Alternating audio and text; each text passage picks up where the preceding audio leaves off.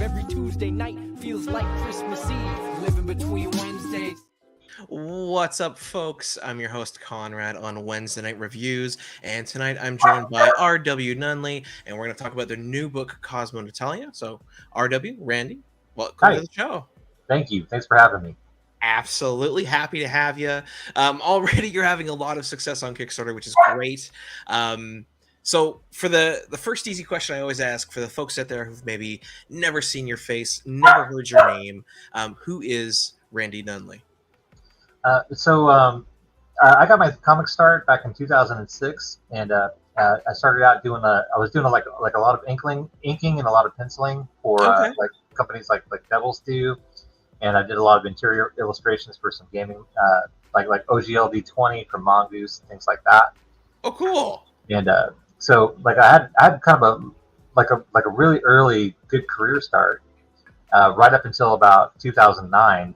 And we had the Great Recession happen, and Diamond Distributing, like they kind of crashed, and they took a lot of companies down with them when they did, and some bad stuff happened right around then, and so I kind of stepped away from comics, and I focused on raising my kids for the next decade, and but my youngest one just had his 18th birthday, last April, and when they started becoming adults, I realized, I've got all this free time now. I should really get back into it, Yeah.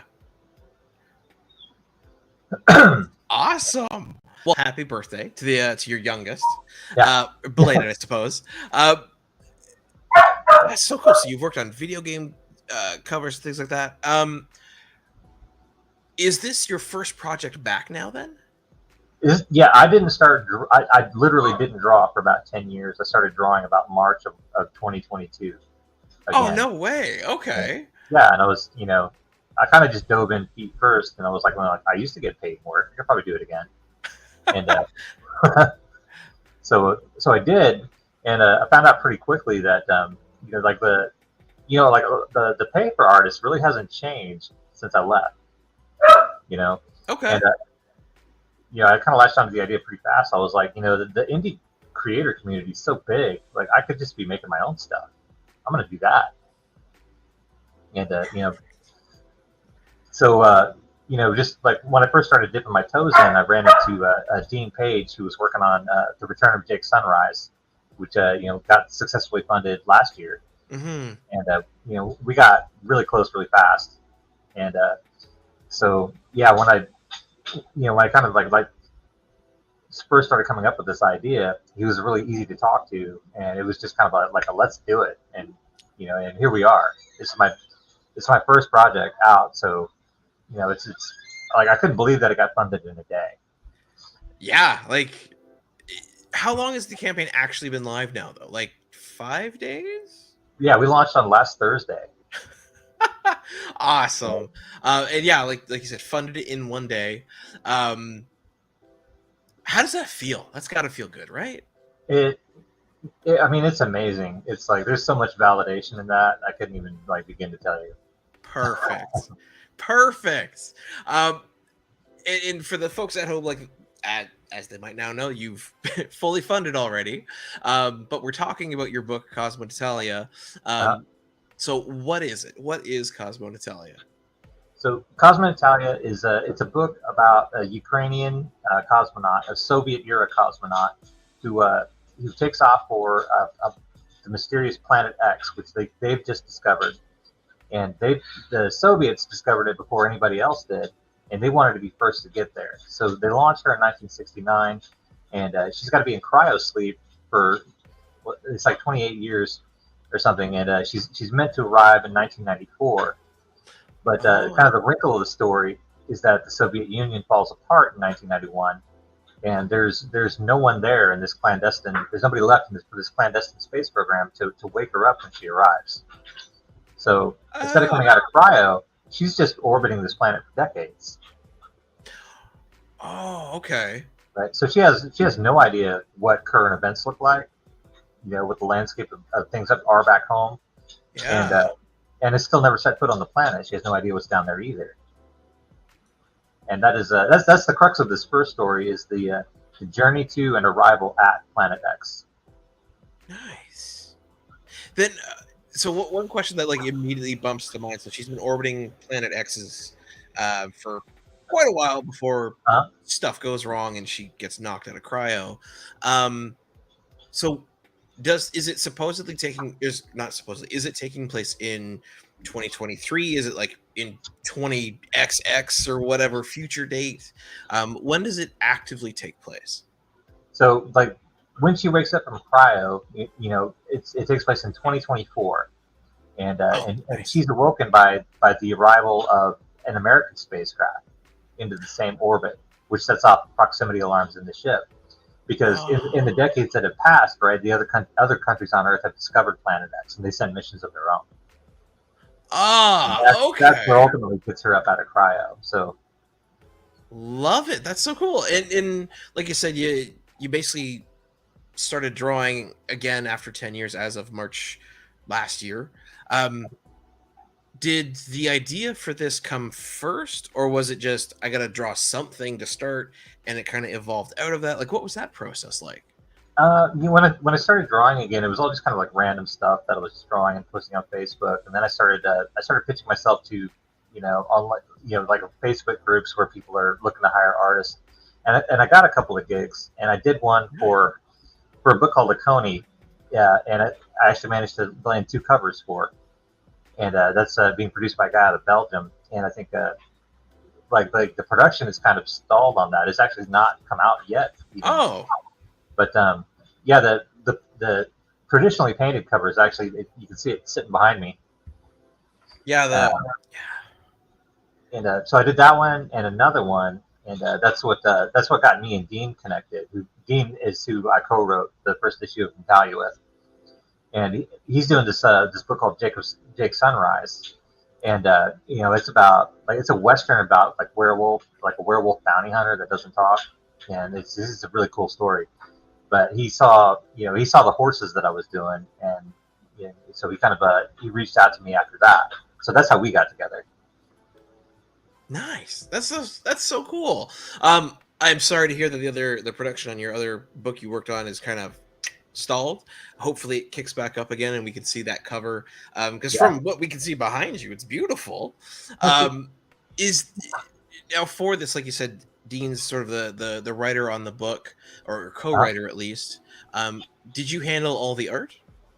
I did almost all of the art. Like if you go through the campaign page, I Hmm. think it's cover D. I think is the only piece of art that I didn't do. Okay, so let me And zip down, give some folks some previews. And cover A, B, C, D. So this cover. yeah, So everything else you've handled yourself. yes, sir. That's incredible. Thanks. It was And well, it was a ton of work. Oh my gosh. yeah, like you, wow. Cover And C there is in this is progress, by the the way. hmm? That cover C there, that's a work in progress. I haven't quite finished that one yet. Ah, okay. But this is the American pilot from everything I've read, correct? Right. That's Monica Harlow, who's the American rival to Natalia. Nice.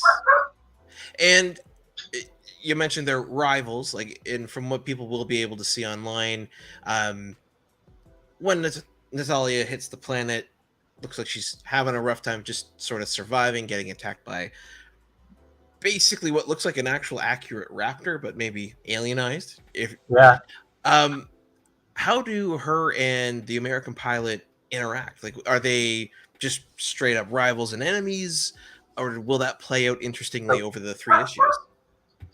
just like a basic rundown of who the two characters are. This is she's a born and bred Soviet. Natalia is right. Like she launched off of the planet Earth in the at the height of the Cold War.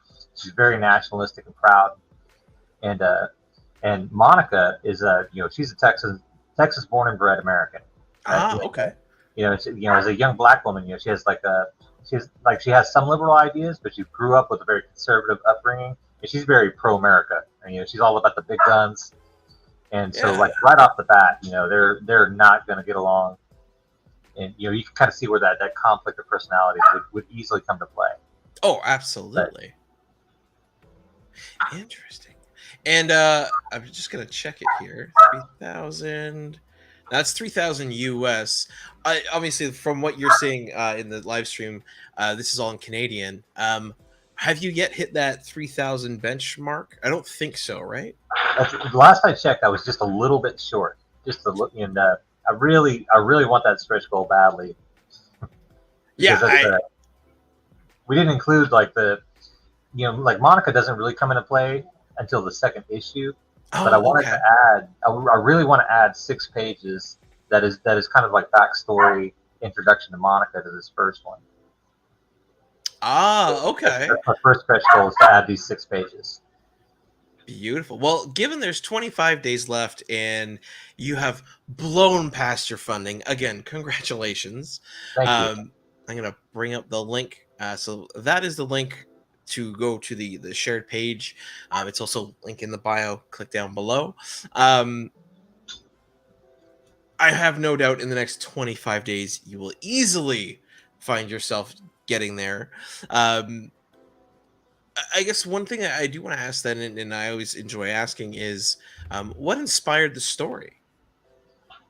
So how this started out was I found some old drawings, that I had somewhere on the internet, and this was like an old drawing that I had finished as a painting, Oh, and okay. this painting, unfortunately, the painting got destroyed, you know, Ah, but I did find the original sketch drawing for it, like in an old email. And I was like, oh wow! So I downloaded it, and it was this like kind of Jungle Queen sort of character fighting off 3 of the traditional like lizard like reptiles. And I mean, it was a really fun drawing, and I wanted to revisit it, but just to kind of change it up, I wound up drawing astronaut that was fighting off, like 3 like more feathered, like somewhat different velociraptors. And as I was drawing it, it was just like, man, this girl needs like a whole story.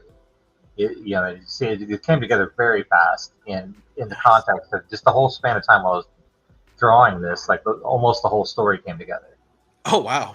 So, and I was already working with Dean on Jake Sunrise at the time, and we started talking about it, and like we basically just started jumping right into the script, and I never even finished the drawing. Oh wow. It was that quick. That's awesome. Yeah, I was at that. Have you finished it since? I'm curious. No, I mean, I never went back to it. Oh And wow. Okay. it's just staring me in the face like all the time, and I'm like, I need to do that. But Well, I mean, you're a little busy now, writing and drawing a comic, so yeah, you'll get back to it, I'm sure. One thing that I found interesting about the book, and fans of like Fallout, the game series, sort of classic sci-fi, is the time setting in the genre. So the fact that Cosmo Natalya is a cosmonaut, not an astronaut. It all takes place during the Cold War. There is something about the Cold War era that yeah, it seems to draw in sci-fi fans, and generally, I pretty sure just nerds alike, because it's an interesting time. It's like an updated, weird version of steampunk almost. For you, was it just the time and the setting worked functionally as sort of fuel? Is there some particular attachment you have to it? Why that time period? I mean, there's so many like oddball, loose connections that I have to it, and I mean, some of it's like things that I grew up with, like weird science, EC Comics stuff. When I was younger, I did some work for a guy named Roger Hill, who wrote a book about Wally Wood, and I spent a lot of time restoring a bunch of old like photocopies of Wally Wood artwork to help him with this book. Oh, cool. Yeah, his name's Roger Hill, and he's been a long time friend of mine. But like working on that, and just like things like Spaceman Spiff from Calvin and Hobbes that we grew up with, and the Jetsons, and that whole like romanticized idea of the space age, and then we kind of know all about that, and then like from that Soviet perspective, they were so mysterious, nobody really knew anything about them. Yeah. Like how advanced were they? Because we know like things happened after World War II. Like we stole scientists from Germany after World War II, but so did they, right? So what were they doing with it? And I went down this deep rabbit hole of trying to find space age sci-fi from Russia, you know, but like back from that time. And I don't know. It's really fascinating, basically because we know so little about it. Yeah, there's a lot of sort of blank material that you get to manipulate and play with. Fantastic. Yeah. Uh, for the folks tuning in, once again, welcome to Wednesday Night Reviews. We're hanging out with R.W. Nunley, writer and artist on Cosmo Natalya. One thing that I always find fun is basically the character designs, and in this case I'm going to actually show some of the page again here. So this is one of the preview pages you have up, and what I really dug was, so one, yes, we do have a little bit of the sexy pinup style, but throughout the pages that are online, you don't overly emphasize it. But one thing that sort of parallel I drew is specifically with this panel, this reminds me a lot of Ripley from Alien. So for those who haven't seen it, yeah, the original Alien film, one, it's very long, so get a good drink and a lot of popcorn. Watch it; it's very good. It's terrifying. But yeah, Ripley, when we first meet her, she is basically, or actually, well, when stuff starts going wrong on the ship, she's basically in very much so white underwear, and she's got like a white tank top shirt on. So I appreciated the callback. What were some of your inspirations for Cosmo Natalya when it came to like other media and the story you wanted to tell? I'm a big junkie on a lot of this stuff. I love the Alien movie, and there are for people that want to look for it, like this book's not about just like sexuality and putting an astronaut in her underwear.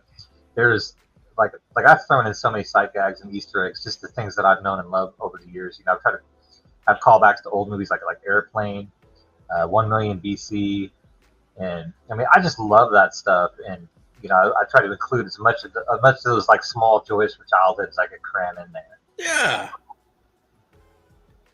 I mean, it's just good stuff to me. Yeah, like one of the shots that I saw that I really loved.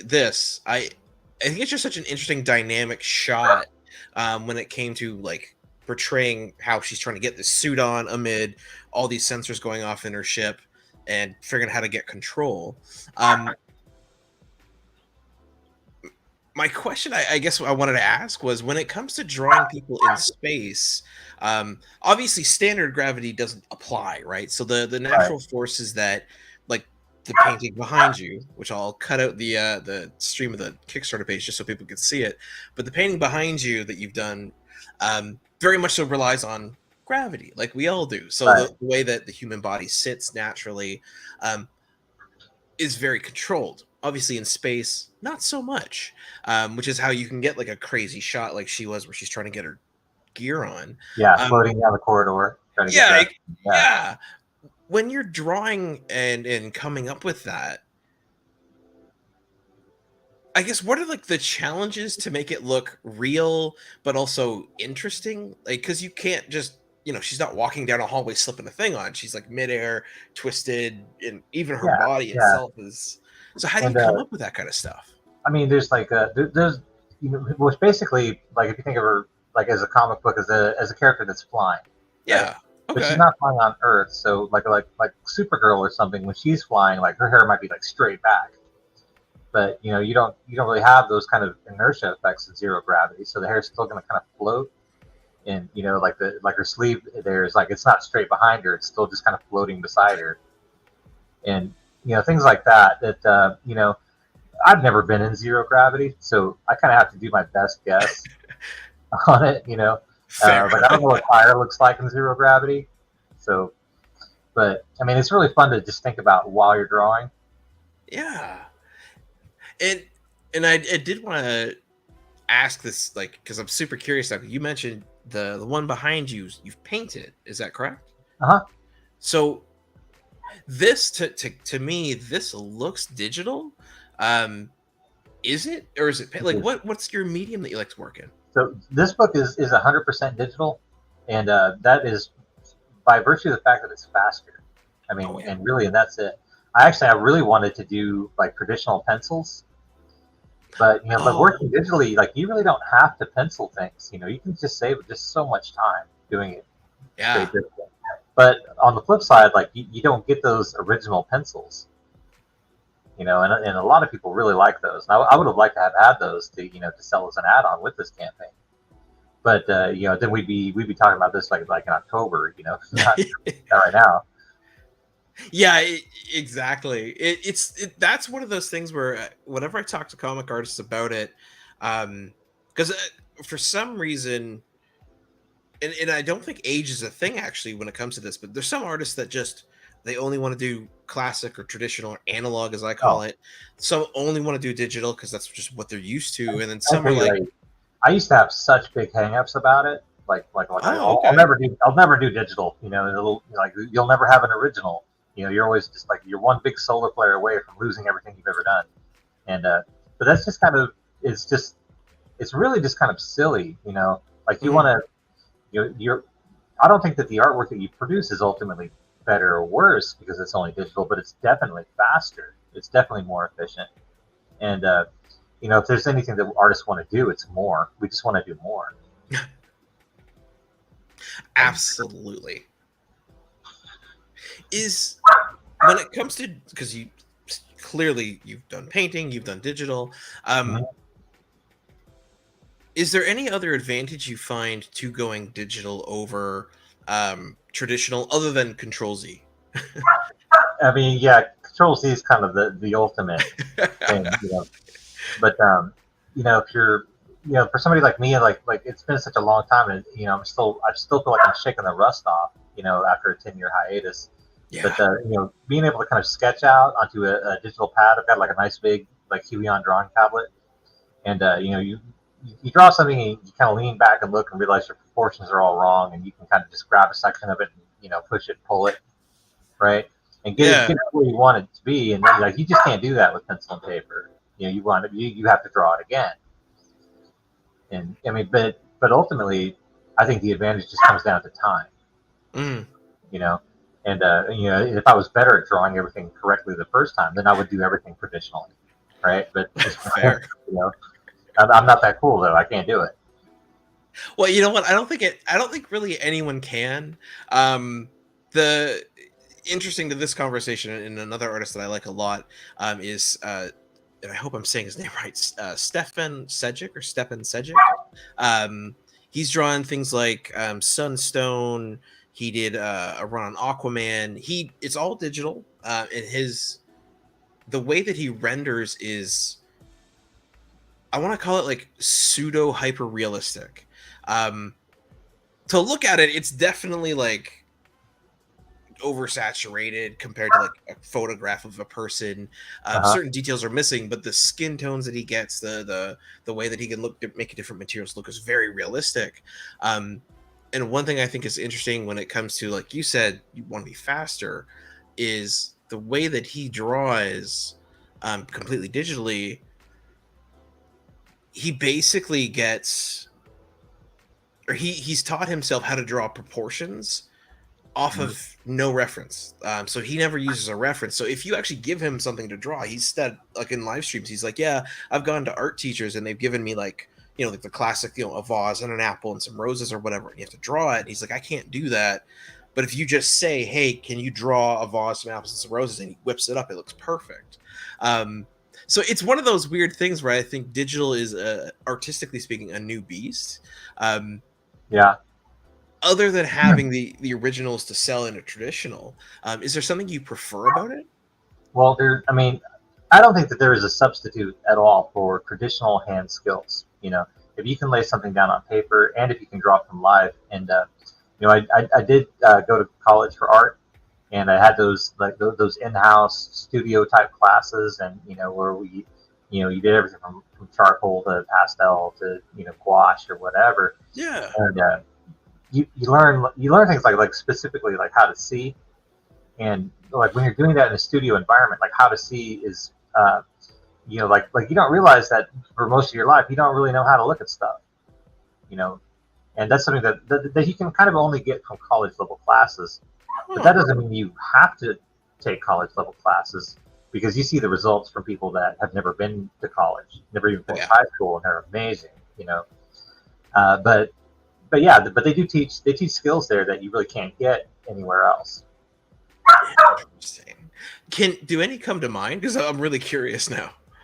Like, is there any particular, when it comes to like what you're seeing and what you're taking in, is there anything that like for you yourself maybe really clicked? Yeah, I mean, it might sound like kind of a dumb story to most people, but we got taken outside my sophomore year to paint plein air, and we got taken out in front of a sidewalk and made to paint the sidewalk. And you know, so it's a concrete sidewalk. You know, it's gray, right? But you get into painting it and you're really looking at it. By now you've stared at a lot of stuff, because that's what you do in college art classes, you stare at stuff. And but you find out that sidewalk is anything but gray. You know, it's just full of just like yellows and blues and reds and greens and browns and stuff. And like the things that you don't when you imagine what a sidewalk out in the daylight looks like, they're colors that you don't imagine being there, but they're just everywhere. Interesting. Okay, that's so cool. And so just for my own recollection, because I always find interesting like the history of different artists and how you got here.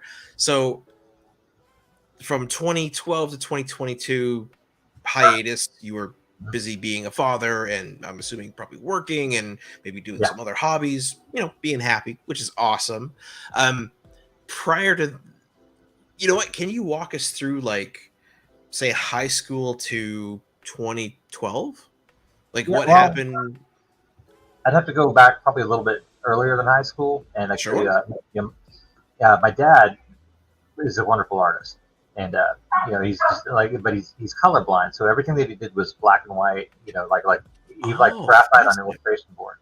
And you know, and my uncle Brad, who was he was a big time guy on the local convention scene, and like he unbelievably somehow this like local guy from Wichita, Kansas knew absolutely everybody, you know, like from like Star Trek to, you know, you name it. And Uncle Brad, like he participated and helped run a lot of the local conventions. And then my dad, he started going to these conventions and selling like his own art. He did a lot of like got a pin-up cheesecake kind of art. Okay, yeah. He was selling them at the art auctions at these conventions, and so I got to tag along. And so that's where you know, I got a few bucks to wander around the dealer room with, and that's where I bought my first comic book as a little guy. You know, what was it? Is a Wolverine number 24. Very cool. Hold on, I gotta bring that up. And I'll never forget when I bought it. My Uncle Brad looked at me and he's like, "Randy, we don't buy Marvel." He's a big DC guy, and nice. I didn't want Marvel. You know, Marvel was real cheesy, like super. Everything was just like super goody two shoes with DC at that time. Yeah, is that the one? That's the one right there with the big trash can in front. And I love the trash can and the signs in the background. And it was so different than, you know, the Caped Crusader kind of stuff that I was seeing literally everywhere. You know, I was like, who is this guy? I got to know more. But that's awesome. And how old were you when that was happening? Gosh, I think it must have been maybe 6 or 7. Oh, real little. Okay. Yeah. But like I said, you know, my dad was an artist. I wanted to be just like my dad because I was a little guy, and so that's all I did was draw all the time too. Nice. And what were you like? I'm assuming probably you were trying to copy comics, or were you copying what your dad was working on? You know, yes and yes. Like everything that I thought was cool, you know, I was trying to duplicate. And you know, like later on, you know, I got really into like Adam and Andy Kubert, and like I was like trying to like duplicate line for line what they were doing, and you know, and of course there was Jim Lee, right? Kind of just like blew everything up in the '90s. Oh yeah. And I love that stuff back in the day. So you know, I spent so much time emulating them, and then daydreaming about one day making my own stuff. And you know, but it just it's weird that it took so long for me to start trying to make something of my own. You know, I spent so much time working on everybody else's stuff. Yep.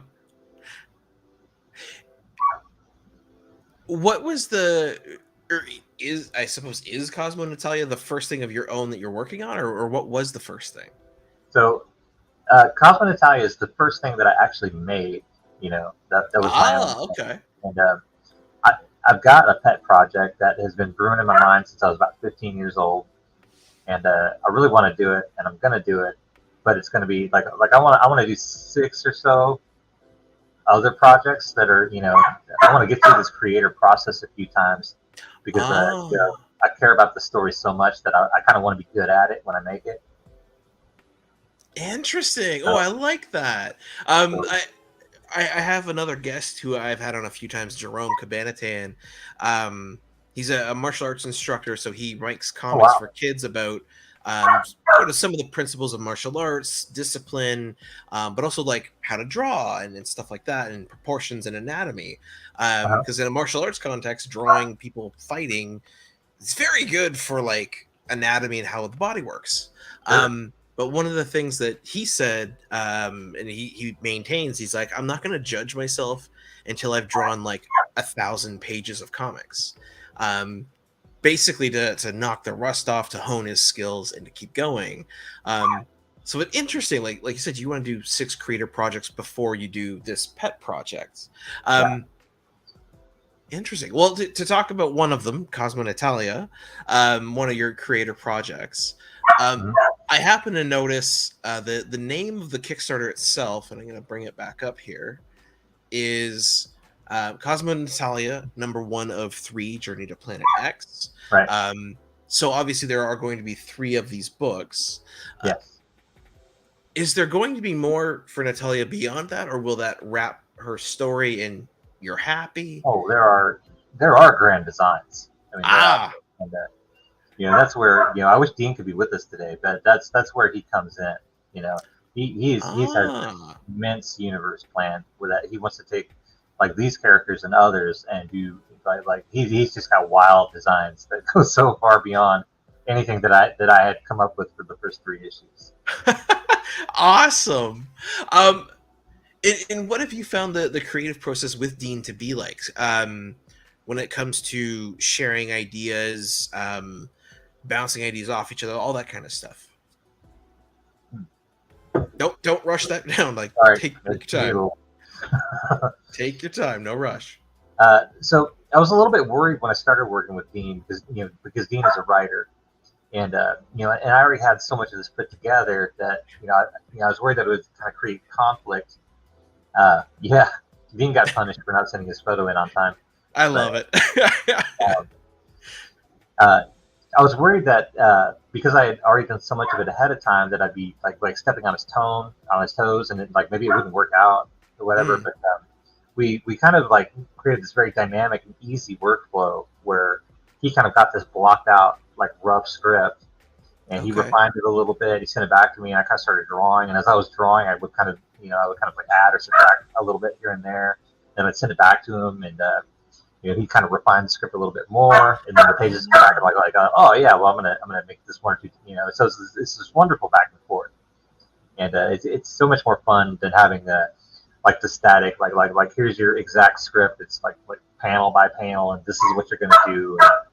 But it's great because I feel like I have more options available to me, and he's got more options available to him, and we can work through them as we go. So it's been great fun, and I think that there's absolutely no doubt in my mind the product is better for having had that process. That's great. Uh, and like you said, due to him, there's grander designs beyond this 3. Mhm. Are you? And again, no judgment either way. I'm very curious. When it comes to the writing, are you letting Dean sort of take the wheel, and you're just worried about making it look really good and making it make sense, or are you both sort of co-writing what comes next? Like, how's that process look going forward for issues, say 2, 3, and whatever comes next? It kind of there was quite a lot like already kind of like broken down for the first issue, but Oh, the second and third issues they were very basic. Like it was just kind of a fundamental like this is what's going to happen in the 3 acts, right? Without a page by page breakdown or anything like that. mhm. And so like for Gene as a creative writer, like in order for him to do a good job, he's got to have some ownership in it. You know, like he has to have some freedom to make it his own. And and you know, we're also like Dean and I are both kind of working for free on this deal. You know, we're kind of partnered up on it. So I really, you know, it was a little bit tough for me to let go of some stuff in order to make sure that he gets the creative freedom that he needs to make it his own. And Okay. down, I know it's going to be better for it, you know. But sometimes it is kind of tough to let go and let somebody else drive for a little bit. Yeah, like the reason I asked that question is I've had, you know, multiple duos or sometimes creative teams on where it's 3 or 4 people, Uh, and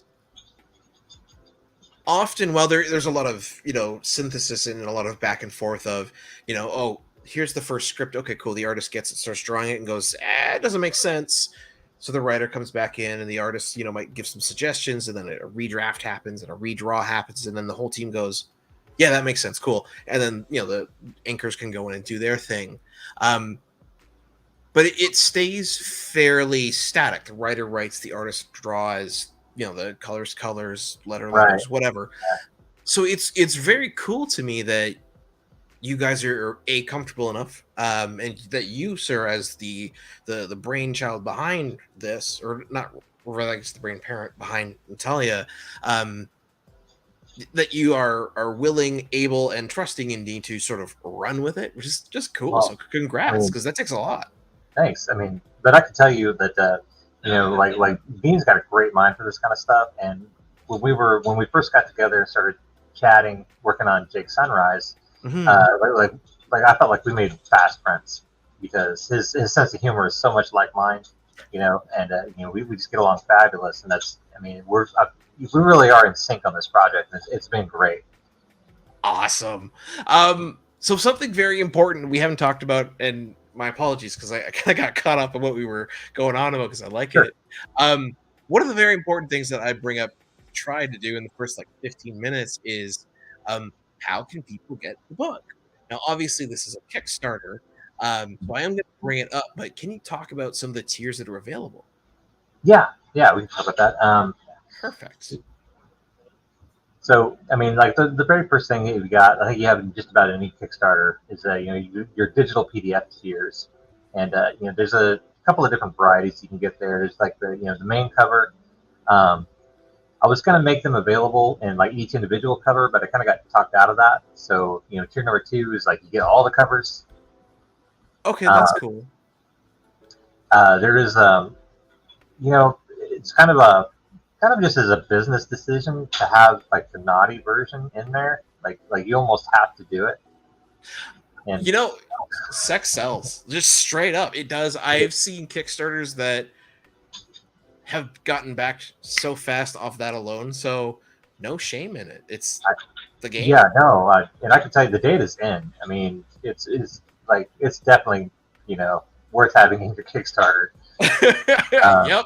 But at the same time, you know, like I'm not trying to make a porno here. You know, I'm not trying to be Yeah. like weird, gross stuff. You know, I just want it to be nice, and but also have that available for people that want it. And so, You know, go ahead. I would say to talk on that. So this I'm actually I guess you could say I'm passionate about. Obviously this comic is not for children. You're not expecting 10-year-olds to pick this book up. No, I wouldn't think so. Yeah, right. It So wouldn't get half the jokes in it for one. exactly, right? So like it's for adults. Uh-huh. So hypothetically, we're all adults here. And you know what? Sex is fun. And like you said, if it moves the product, great. It clearly has. You've backed in one day and now you're going on for bonuses. Congratulations again. Thank you. Thank you so much. Yeah, so like there's nothing wrong with it. I think this is wild and I love this. The $10 every cover tier. Because that's just so cool. Well, you know, the digital PDF is like an amazing fundraising tool. You know, like once you've made it, you can sell as many of them as you want, and there's no overhead on that. Yeah. So I don't feel really good about, you know, I'm not going to charge you like $10 for each additional PDF.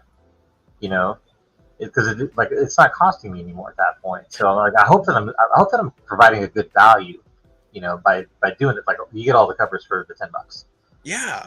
So just to be clear, so with tier 2 here, if someone wants every cover, they're getting Mhm. five Five. PDF copies of each book. It's not one PDF with 5 different covers. It's actually like, Well, yeah, they'll be able to download like each of the PDFs. oh, But cool. I think that I'm gonna make the covers available individually with that too, just because like that's a lot of hard drive space. Yeah. So like maybe you don't want to have to save all of them. You could just save one of them, but you still have all the covers. Yeah. That's cool. And like you said, for the $10, we've got the naughty cover, Mm-hmm. which, Not just the cover. yeah, which good backers, awesome. Thank you for your support. Yeah. My favorite, only 5 people, but okay. Well, my favorite, the physical tier people. Yeah. I mean, like that's what we're really trying to make, right? Is these physical books, and we get it funded, and then we're able to print them, and you get to overcome that initial cost of it, and then like over time, like you wind up with a bunch of books that you can carry around to conventions and things like that. And so I think that's what we all really want to do. So yeah, I mean, yeah, there's only 5 backers on that one, but there's enough in some of the bigger tiers that are also getting the main Oh, cover. But nice. in terms of the physical covers, there's been a remarkably even distribution of those. Oh, interesting. You know, Oh yeah, you're getting a little bit here and there for everything. Good for yeah, you. yeah. The last time I checked, I think we were going to produce about a dozen of each cover physically. So, and I mean, obviously, we want it to just keep going up and up and up because Well, yeah, the price breaks kick in, and that's good stuff. that's amazing. One thing again, very curious. Uh, you've got, if you're printing 12 of each, you'll be sending off covers for folks. Like you mentioned yourself, you want to go to a convention.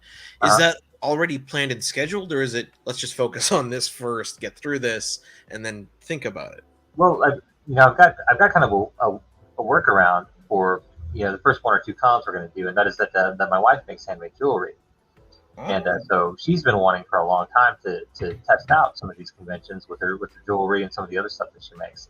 And so I feel like the kind of places she's going to sell that is also the kind of place where I might try to sell my own comic book or other artwork. yeah. So, and like on our own, like I don't think either one of us could fill up a table right now. But together, I mean, and it just seems like a really fun thing to get to do with the old lady. 100%. I was actually thinking that, like, I appreciate you're working technically, but Yeah, hopefully but it'll be fun, and it's mm, kind of like a cool date. yeah, and I mean, I've done conventions before where we're just like art prints and things like that, in years gone by, and I never felt like it was work. It was always kind of fun to get out there and talk to people. Hmm. Interesting. I am curious because I've seen lower down. Let's get up a nice big image of it. So you've got Oh, the mini busts, uh-huh. and they're 65 American. What is it? 86 ish Canadian by the time it translates over. Um, when it comes to the extra add-on stuff, how Uh-huh. did you decide on what you wanted to have?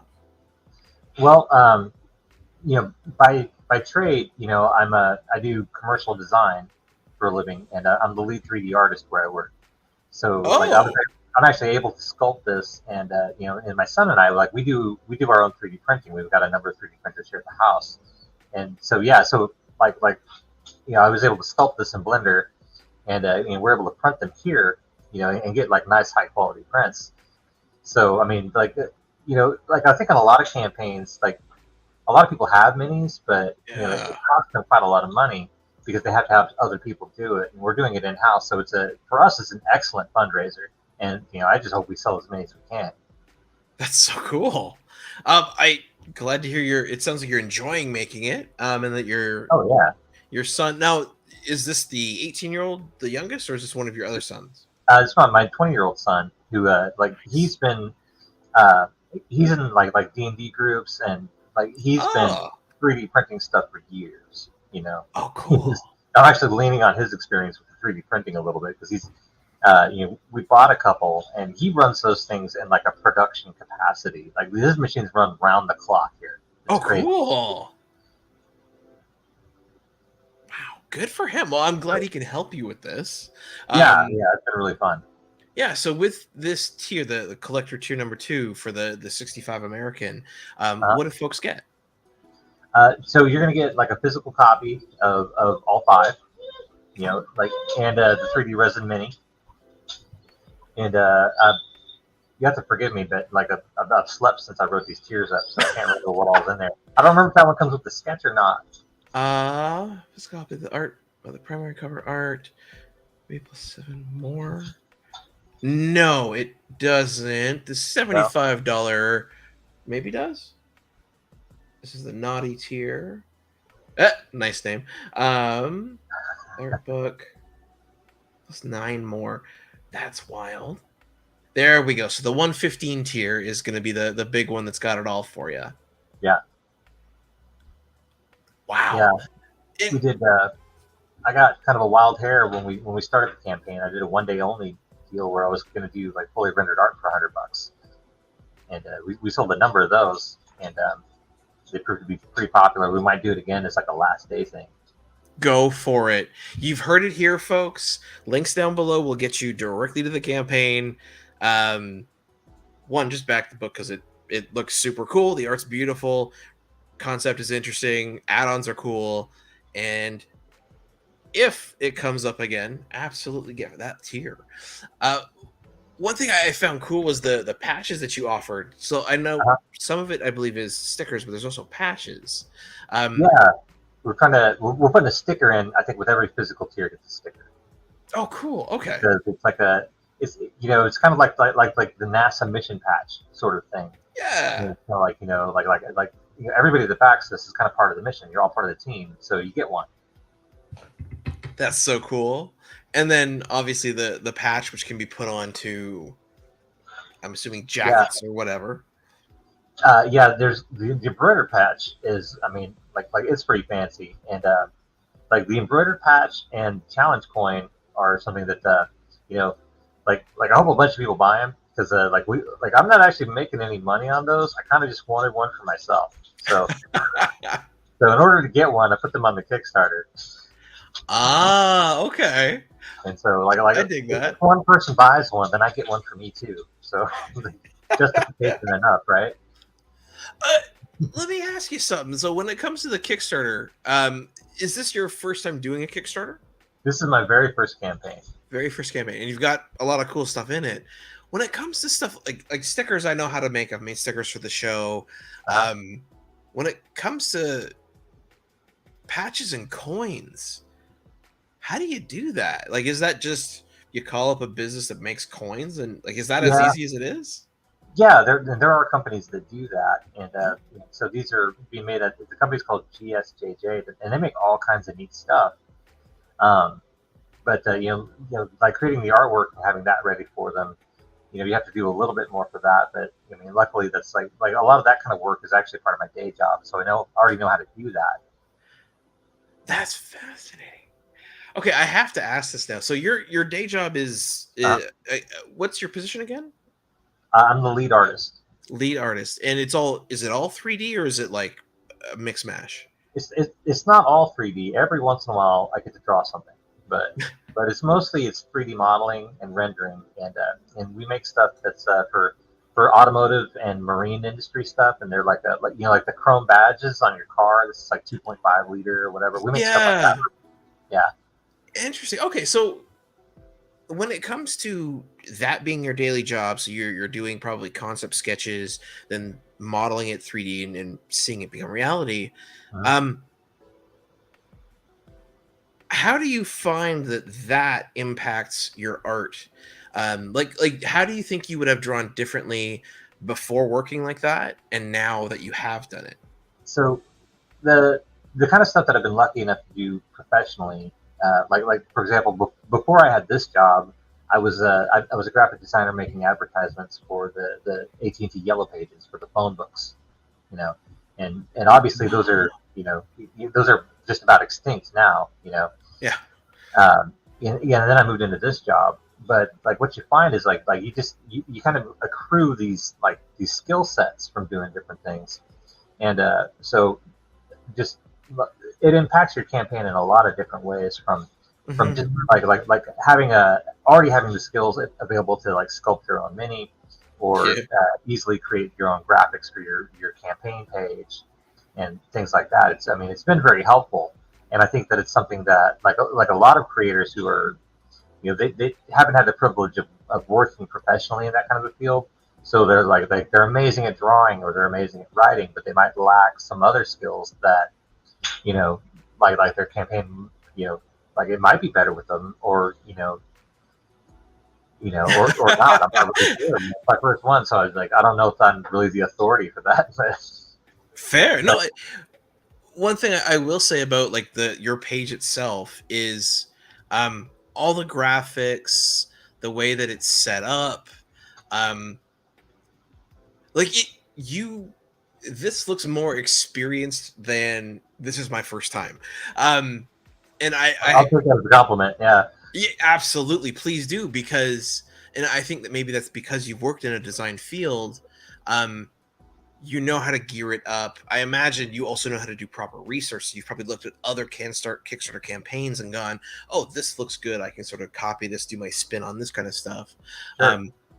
That's just super cool. So you are, Randy, you are in the perfect little position there for doing this. And again, you're way past backed already, which is great. Um, how's that? Again, how's that felt for you to see this get blown past already? And what kind Yeah. of reaction have you seen online, and how's that been? It's like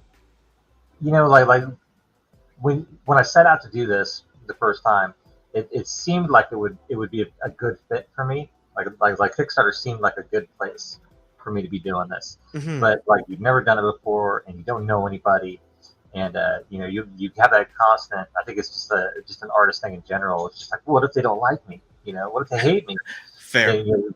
Fear and anxiety, and so yeah. So to get this very positive response from people. I mean, there have been very, very few negative comments. That I like so few that I just chalk them up to being internet trolls. Yeah. And the creator community is like these are just the best people. You know, everybody looks out for each other. They're so supportive and so willing to share knowledge with each other that it's just an amazing experience. And like I started getting like email questions from people like after starting this campaign, and they're Oh. they're like, can you give me some advice on I've never done this before, and I'm like, me neither, bro. I'm like, I don't know what I'm doing. I don't. I just tell them the same thing that I learned, which was get on those community groups and Reddits and things, and just ask. You know, people are people are so amazingly willing to help. I mean, this is a great community to be a part of. Fantastic. Well, it's so cool that people reached out to you for advice on how to do the campaign. Um, and like I said, I gotta chalk that up to your design experience, how good this page looks. Because that's yeah. Again, congrats. Like you're on fire. You're doing great. Thank you. Um, yeah, absolutely. You deserve it. I'm obsessed, and all I want to do is start another project now. um, go for it. I mean, maybe wait 26 days. Yeah, I Go think I for probably it. better finish what I'm doing first. But yeah. um, one important question that I like to ask is, and this is more for people who've maybe never backed a Kickstarter before, Uh-huh. because some of the fears that I've heard people ask about Kickstarters is, will I actually get my book? How long will it take? All that, those kind of stuff, right? So if Mhm. they're willing to put up the money up front to back you, or have it collected in 25 days, there's a little bit of fear there. It's not like they're going to a Sure. comic book store and picking up the book and boom, I have my book. Um, Right. so one of my main questions I like to ask for that is, um, how much of the book is done? Because like the art that's on this page, and there's quite a bit of it, is Hmm. like fully fleshed out, gorgeous. So like, is book one done? It's done. Yes. It is done. There's nothing left to do in book one except the inside back cover and the back cover. But Yeah. the art's done, the colors are turned in, almost all the letters are done, and just final edits. That's what's left. I mean, and I hope that when we come to the end of the campaign, like I think fulfillment's going to come, like except for like the amount of artwork that we've sold along with it. But in terms of printing it and stuff like that, like fulfillment's going to come pretty quickly for this. And Nice. just because it was my first one, like I wanted to be able to tell people like look, you put a lot of faith in creators to do what they say they're going to do and get their book done. And I don't know, I couldn't tell you how often that that people have not been able to follow through. Like I don't know if that happens. I mean, It thankfully, in my own experience, not very often, but it does happen. Which is why I ask, because it helps people feel really confident. And the fact that you've got yeah, it done is just dynamite. yeah. I mean, like I said, I'm the lead 3D artist at the company that I work for. I've been working there for 17 years, and I've been doing artwork in some form in a professional capacity for a long time, and I'm really not used to letting people down. I didn't get to where I am now, with a habit of letting people down. And so, yeah, the book's almost done. Everything's gonna get done, and that's what I've made my living doing, is getting things done. So I would like to reassure anybody that has doubts. Beauty. I'm really curious. Have you started drawing two yet? I have not started drawing to Okay. yet, but like preliminary breakdowns exist. The script is well Oh in the wow. works. Um, I really want to do the 6-page edition to this book, and that will slow things down a little bit because we haven't started drawing those 6 pages, but we're so close that we're in the process of finalizing the script of those 6 pages, like as we speak. And Yeah. so, I mean, there's not much left in backing wise that you need to hit the $3,000 US mark. no, I think we're gonna get there. Yeah, especially with 25 days left. Um, oh, I had a question and it just left my brain. Oh well. If it's important, it'll come back. Okay, but those 6 pages, they're going to be drawn by the time the campaign is done, and probably colored within a week or two after that. Oh, there's the question. Are you a lot of comic artists like it that work for Marvel, DC, Image, like the big companies? Um, the kind of brag or the sign of being like a pro is doing a page a day. Um, I imagine with your experience you might be, but are you able to draw and ink a page in one day? I absolutely could if I didn't also work a full-time job. Yeah, that's what I mean. To be clear, yeah, if that was Yeah, your only thing, that's so it's, cool. but even at that, like if that's the only thing you did, if that page is going to be good, like it's going to be a hard day, Yeah. because I'll put anywhere between, depending on what's on the page, it'll be between 6 and 18 hours on a page, because some of these pages have a lot more going on than others do, and I'm not very kind to myself sometimes when I choose camera angles and things.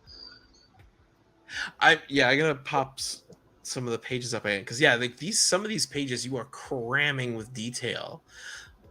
Yeah, the spaceship interiors in particular, I felt like there was Oh a lot of stuff. yeah, like all the line work. That actually kind of the not overdone, but the extremely detailed and compact Mhm. level of line work, the mechanisms, the panels, the buttons, all that stuff. Reminds me a little bit of like something like Jim Lee.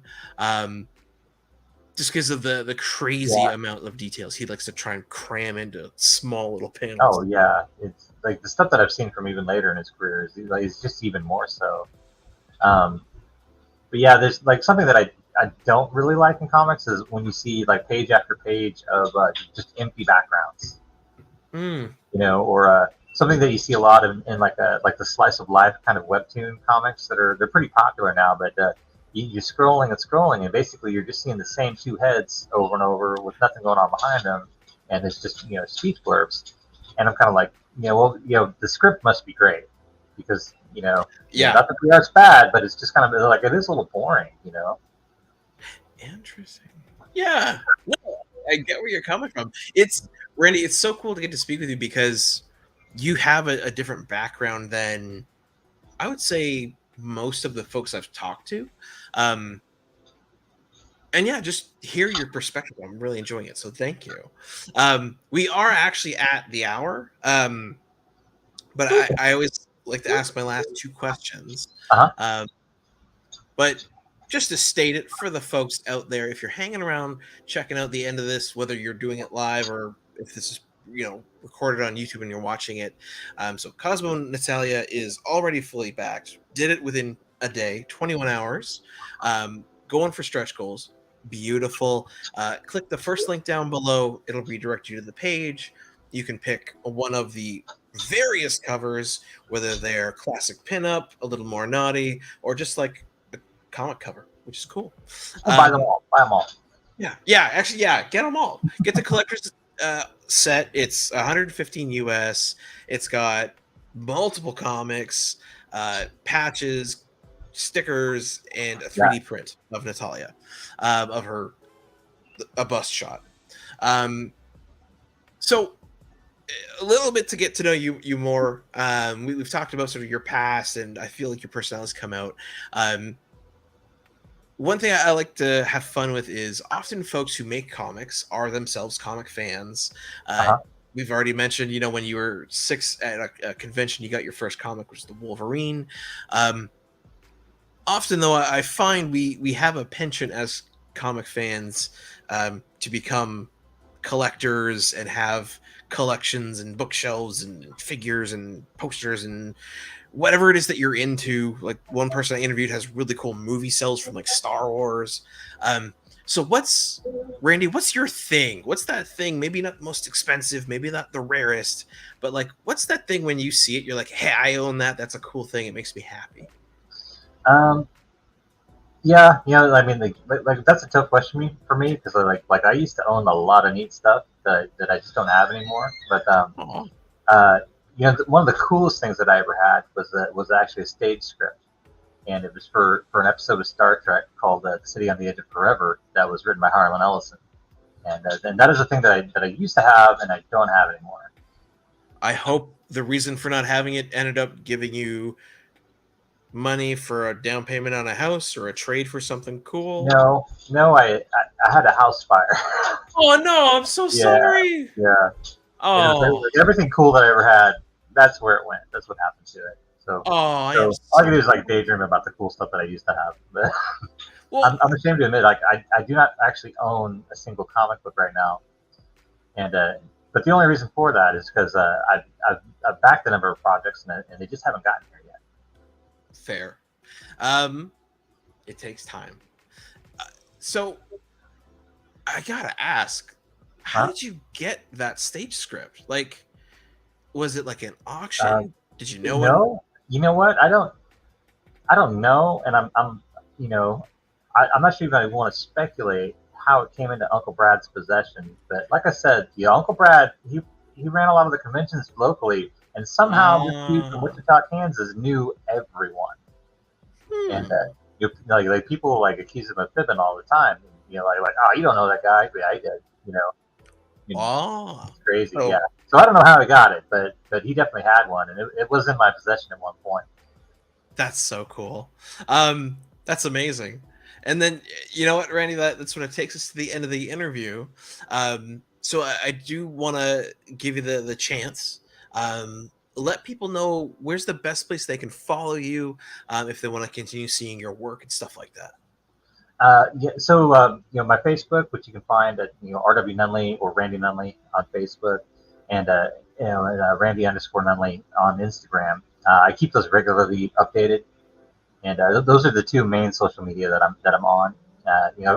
I'm working on a dedicated website, and Oh, cool. people keep harping on me to open up like Twitter and Twitch feeds and things like that. But man, it's a lot to keep up on. Yes, I do. I really do. I will say, given that for Cosmo Natalia, you drew fully digitally, Uh, I would honestly, given how the art looks, I would definitely consider like if you find yourself with a night off or something where you're not busy and you're working on it anyway, maybe live stream the window because Like I Oh, said, the art in this book's great. So if you happen So- to do that, yeah, my son and I, we actually want to start our own stream where we sit around and we goof off and we talk about the weirdest random stuff, and we've talked about starting a show called Don't Drink and Draw. Where we just talk about whatever, while we stream, whatever's on the tablet, as the drawing progresses. do it, please do it. I would totally tune in. So yeah, we have such a good time doing that it's like I think once we get through this campaign, it's almost an inevitability that we're going to do that. Awesome. Well, I look forward to it. And absolutely, not that you need it, but I wish you the best of luck on further support for the campaign.